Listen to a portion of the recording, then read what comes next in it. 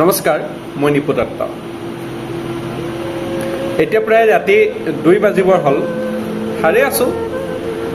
ৰাতি নিজক বুজিবলৈ চেষ্টা কৰোঁ। আন্ধাৰ ভাল পাওঁ।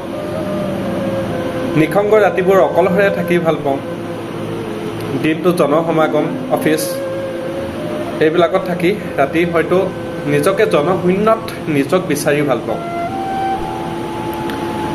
এনেকৈ থাকোঁতে এই 2015, 16, 17 তাৰে এখন পুৰণা কপি পাই গ'লোঁ। অৰ্থাৎ সেইটো সময়ত খুব কবিতা লিখিছিলোঁ।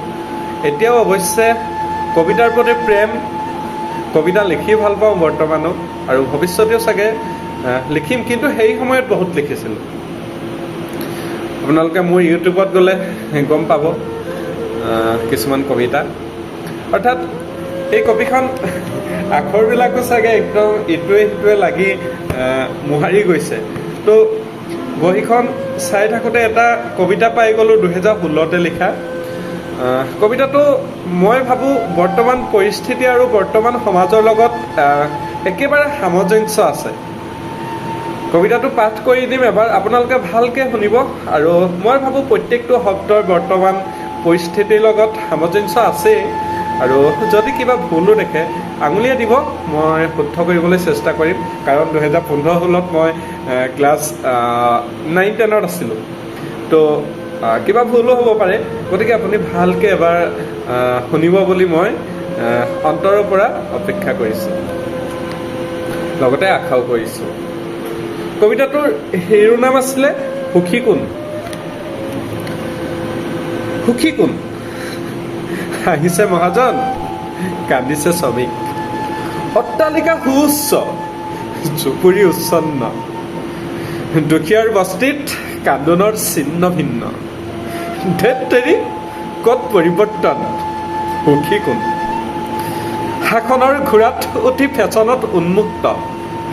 বাজেটৰ পাহাৰ পাব্লিকৰ মূৰত। নিৰ্বাচন আকৌ আহিব, টিকট সিহঁতেই পাব।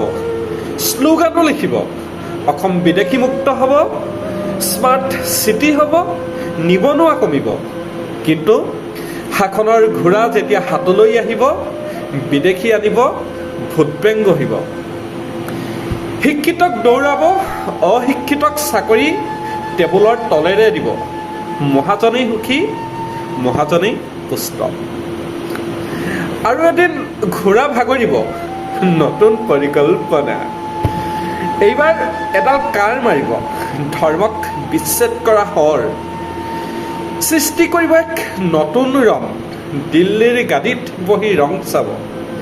হিন্দু মুছলিমৰ ৰাঙলী তেজৰ ৰং। আকৌ এবাৰ সুধিলোঁ, সুখী কোন? মই, আপুনি নে অন্য কোনোবা?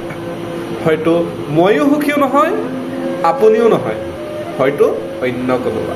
আপুনি উত্তৰ এটা দিবলৈ নাপাহৰিব কমেণ্ট বক্সত। আপোনালৈ কৰিলোঁ এই প্ৰশ্ন, সুখী কোন? ধন্যবাদ।